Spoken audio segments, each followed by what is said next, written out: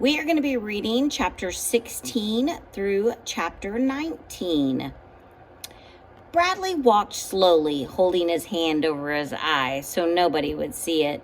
His mother would have let him stay home from school today, but his father said he had to go. He's scared, his mother had said. Some bullies have been terrorizing him. Babying him will not solve the problem, said his father. He has to learn to stand up for himself and fight back. The only reason the bullies pick on him is because they know he's afraid. Bradley was afraid, but not of the bullies. He wasn't scared of Melinda either. It was little Lori Weston who scared him. He could picture her standing in the middle of the playground with her big mouth, shouting for the whole school to hear. Melinda Birch beat up Bradley Chalkers and made him cry. Cautiously, he walked across the schoolyard, hand over his eye, and entered Mrs. Ebble's class. He sat down in the last seat of the last row. Jeff's chair was empty. Good, he thought, still covering his eye. He probably got kicked out of school. Out of his uncovered eye, he looked at the chart full of gold stars on the wall next to him. He was glad he didn't have any. He thought gold stars were ugly. Mrs. Ebble was in the middle of teaching the difference between adjectives and adverbs when she suddenly stopped and asked, Bradley, is there something wrong with your eye? No. Then please, take your hand away from it. I can't, he said. Why can't you? He quickly tried to think of a reason why he had to keep his eye covered. His mind raced through 100 ideas. My hand stuck, he said. It stuck? Asked Miss Ebble. I was gluing something and got glue on my hand, and then I accidentally touched my face with my hand, and it got stuck. Bradley, take your hand away from your eye. He grabbed his wrist with his free hand, and pretended to try to pull it away.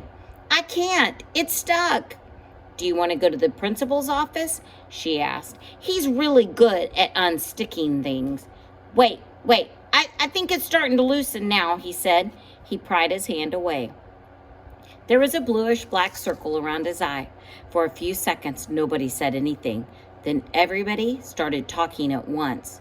What happened? Asked Mrs. Ebble, but then quickly said, Nope, never mind. I don't want to know. She told the class to turn around and started again on adverbs and adjectives. Jeff walked in late. He said something to Mrs. Ebble, then sat down next to Bradley. Bradley looked the other way at the chart full of gold stars. Of all the stars, Jeff's were the ugliest. For once, he wished he sat in the front of the room. Then only Mrs. Ebble would have been able to see his face. Where he was, everyone could turn around and stare at him. All morning, Mrs. Ebble had to keep telling kids to turn around and face the front. When the bell rang for recess, he put his hand over his eye and hurried outside. He went to the far end of the playground where nobody would bother him.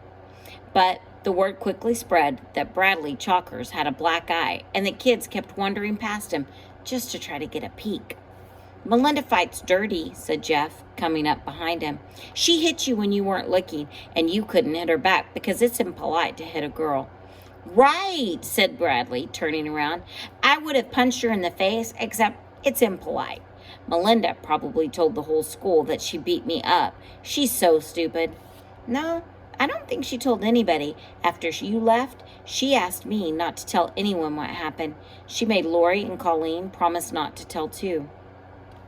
She's probably afraid I'll punch her face in, said Bradley. Probably, said Jeff.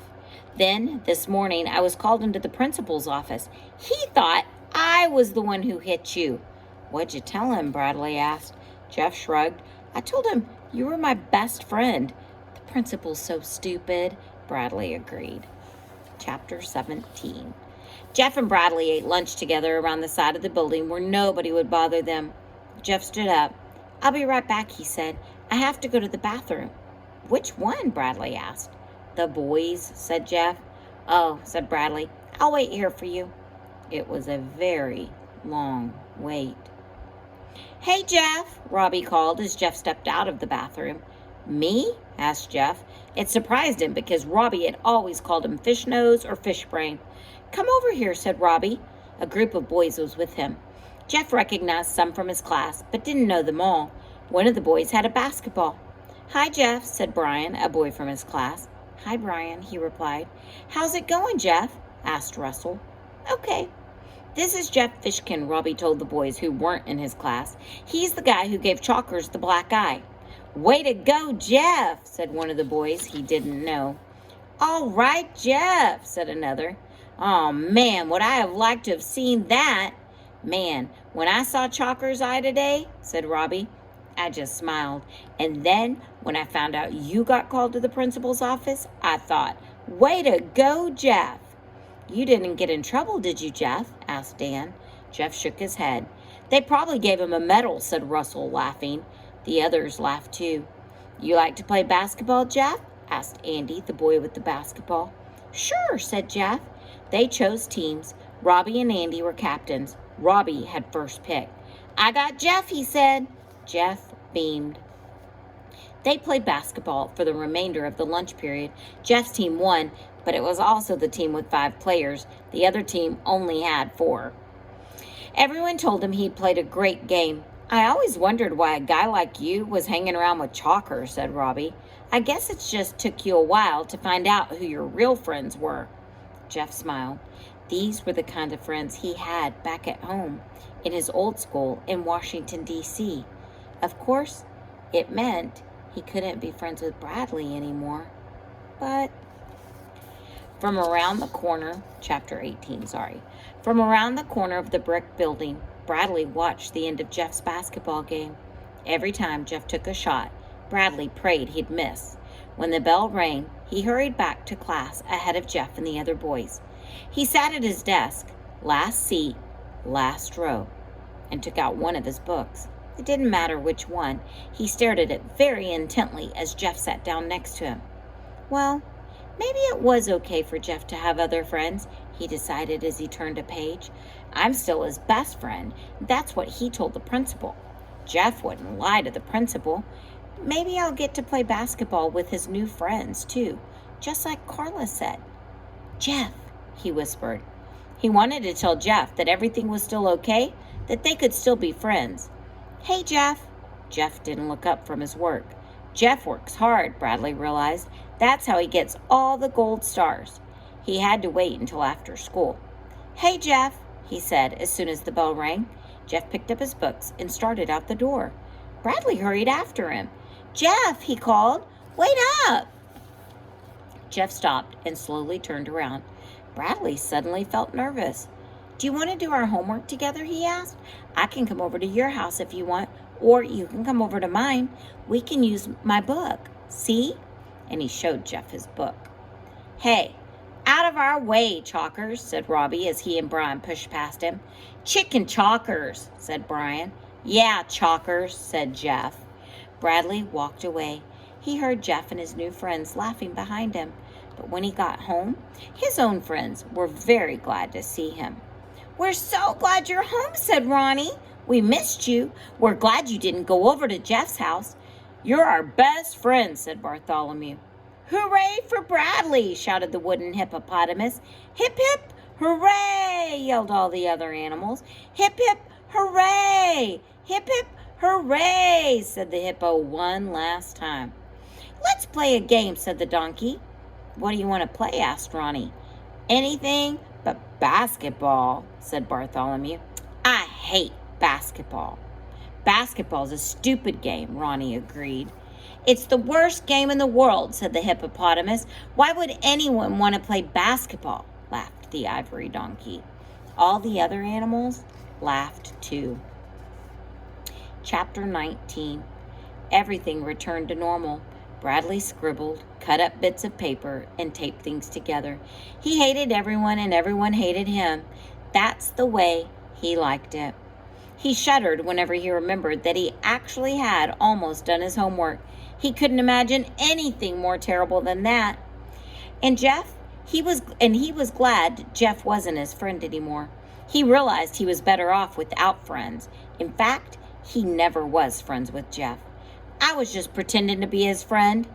He decided he'd never pretend to be anybody's friend ever again. Jeff was normal now, too. That was what he told Carla. He walked into her office and announced, I don't need help anymore. I have 8 friends now. We play basketball every recess and lunch. I'm the best player there. Good for you, Jeff, said Carla. I'm very proud of you. How many friends have you made? How many friends have you made? He asked her. Well, I don't keep score, said Carla. I've made 8, said Jeff. I've always considered quality to be more important than quantity when it comes to friendship, said Carla. 8, Jeff repeated, and I'm not friends with Bradley anymore either. Oh, I'm sorry to hear that. Why? I'm not. I hate him. In fact, he looked around the room, I gave him a black eye. He quickly glanced at Carla to see if she knew he was lying, then looked away. What happened? Asked Carla. Oh, he wouldn't stop bothering me. I kept telling him to get lost, but he kept hanging around. I never liked him. No one does. Then he said to me, give me $1 or I'll spit on you. Well, no one threatens me and gets away with it. I don't take that from nobody. So he tried to hit me, but I ducked, then punched his face in. I didn't want to do it, but I had no choice. That was the short version. Jeff had told that same story to his 8 new friends, but he usually made it much longer. So, I don't think I need to see a counselor anymore, he said, since I have 8 friends. Okay, Jeff, if that's how you feel, said Carla. They might think I'm weird or something, he explained. Well, we can't have them thinking that, can we? Does that mean I can go? Carla nodded. But anytime you want to talk again, please feel free to come and see me. She smiled. Even if you just feel like getting out of class for a while. He left, glad to be out of there. On his way back to class, he walked past the girls' bathroom. He stopped, shook his head, and laughed to himself. It seemed like it was such a long time ago when he accidentally went in there. I used to be such a jerk, he thought. He smiled, a strange smile. He stretched his mouth so wide, it was hard to tell whether it was a smile or frown. I think that chapter ends very interestingly.